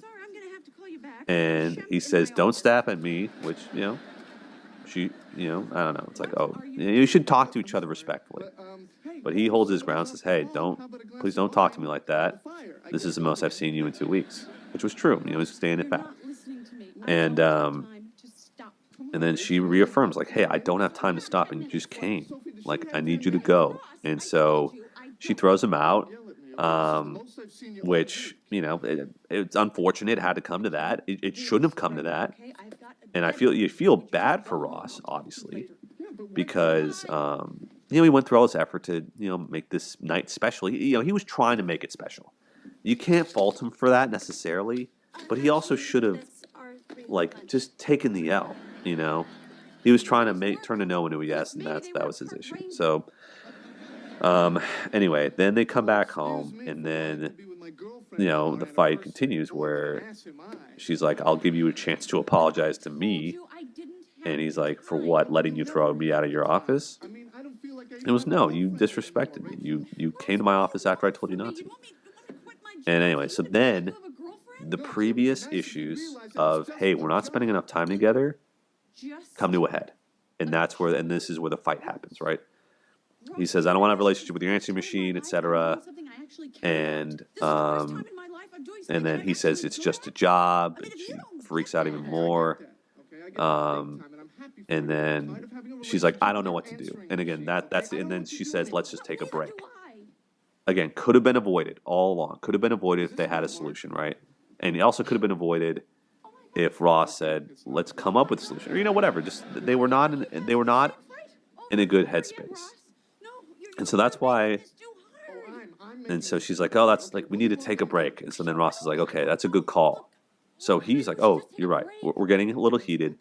Let's take a break from this and come back." That was a pretty good idea. And then she's like, "No, a break from us," which, again, I'm not going to argue the semantics of it, but to me that seems like a breakup. They didn't fully break up, though. He leaves. So he stonewalls her, essentially, and is like, "I'm going to leave." He could have stayed and, like, said, "What does that mean?" and kept going. That, you know, and they could have talked something out. But by her not chasing after him, you know, that's essentially a breakup, you know, in that moment. Eventually, he calls her later, goes to the bar. He's all sad. And then Mark comes over. And that's the issue as well. Like we said earlier, you know, you can't prove the insecurity right. You basically have a fight with Ross, and then you allow Mark to come over. You know, you're able to have boundaries with Ross, kind of, at work, where you throw him out, but yet Mark, this seemingly threat to your relationship, you allow to come over in this very vulnerable time. You know, I guess she was vulnerable. Maybe she, you know, wasn't thinking clearly, but to me, it's like that's also, you know, a little bit disrespect. Like, you allow this guy who may or may not have a crush on you to come over to your house when you're super vulnerable instead of your friends. You have plenty of girlfriends. You're not going to have them come over. You have this guy come over. And then Ross calls and was like, "Hey, this is crazy, blah, blah, blah." And she's like, "Yeah, you're right." And then Ross hears him in the background. Now, Ross shouldn't have hung up and should have just come back over. He should have just come back over. But Mark shouldn't have been there, period. Anyway, so then he says, "Okay, I get it," and then hangs up and then sleeps with another woman. And he messed up. He shouldn't have done that. He should have gone to bed. Also, where the hell were Joey and Chandler? They should have taken him and, like, been like, "Hey, you don't need to be at a bar right now. You need to be at home. You need to go to sleep." So multiple mistakes made there. But, yeah, Ross should never have slept with her. I mean, he was drunk, but, you know, and then drunk is going to, you know, you're going to have less inhibition. I get that. But, you know, like Rachel says, where are you trying to aim at? Her purse? So he messed up. He shouldn't have done that. But, and being drunk is no excuse. You know, you have you have recollection of what happened, right? Like you have control. As much as you want to say you don't, you have some control. Excuse me. So anyway, just to quickly, recap. Everyone's seen the fight video, but one thing I will say is just, the fight is just so real. Like the way they're daggering at each other, and Ross says, "I can forgive. If you cheated on me, I can forgive you." But the way the most heartbreaking phrase from Rachel is, "You're a different person to me now," and it's true. And so I think that Ross messed up, and to me, I would never sleep with someone else if I was in love with someone. I could never do that. Like, I could never even be with another woman. So you can't defend Ross and the fact that he says we're on a break and all that. It's hogwash. So sorry to make it so brief, but it's true. So anyway, yeah. Overall, just there was a lot of chances that they both had to they didn't need to break up. Is what I'm trying to say. Ross, if Ross hadn't slept with her, I think they could have salvaged it. But that was the nail in the coffin. And I think that they both made their bed in terms of this one. They had chances to be better, to make the relationship work. They had so much, like I just said, there's so much evidence of them being a good couple. But because of this conflict and their inability to find a solution, they end up breaking up a good thing. So it's tough. It's tough. But, they eventually get back together and live happily ever after or whatever. But I hope that, I hope that if folks are listening right now and they have this sort of thing, what I want to say is that magic, that chemistry, it doesn't come around all the time. I did a terrible, and stupid thing. I don't know. I think there's just so many couples out there that they're not preventative with these issues, and they ignore it. They don't try and solve it, and they get defensive, and it spirals. And so, if Ross and Rachel had figured this out from the jump, had come up with a solution when it was time to do that, they wouldn't have broken up. This all wouldn't have happened. The domino wouldn't have fallen. If Ross had figured out his insecurities, if Rachel and him had figured out a solution to spending more time together, I think they'd still be, they wouldn't have been on a break, right? So, yeah. Anyway, that's all the conflict I have. I think that, generally Rachel's pretty good when it comes to conflict about reassuring Ross. But I think when they're both heated, they can both say some pretty, harsh things and send jabs and be passive aggressive, and it's something that they both need to work on, for sure. But yeah, so Ross got a lot of work to do, but they both have things that they need to work on as a couple. So at any rate, that's the ugly. That's part 4, folks. All right, so that's going to wrap it up for this first edition of Dating with Demoldey. It was a doozy. I mean, this was a long episode, but I appreciate you guys sticking with me to the end. I'm going to make more of these. This was a lot of fun to research, a lot of interesting things that I kind of glossed over the first time. And when you really look at Ross and Rachel's relationship, you think, oh, well, we were on a break, and you think about him sleeping with another woman. Or even the whole Mark thing and the jealousy, but there's a lot more to their relationship than I remember if you really, study it closely. It was a lot of fun. I hope you guys enjoyed it. Let me know maybe some couples you want to see, some TV shows you want me to break down. I know 500 Days of Summer will be coming up, so get ready for that. But yeah, I appreciate you guys following me on this journey. I know a lot of you remember me as the sports broadcaster, and Keith, you should have been on, TV, blah blah blah. But this, I'm having more fun doing this than I ever really had, honestly, being on TV. So I appreciate the support. I hope you gained something out of this. Hopefully I wasn't too off base. Hopefully I covered every kind of sector of this whole thing. But yeah, appreciate you watching, and we'll see you next time.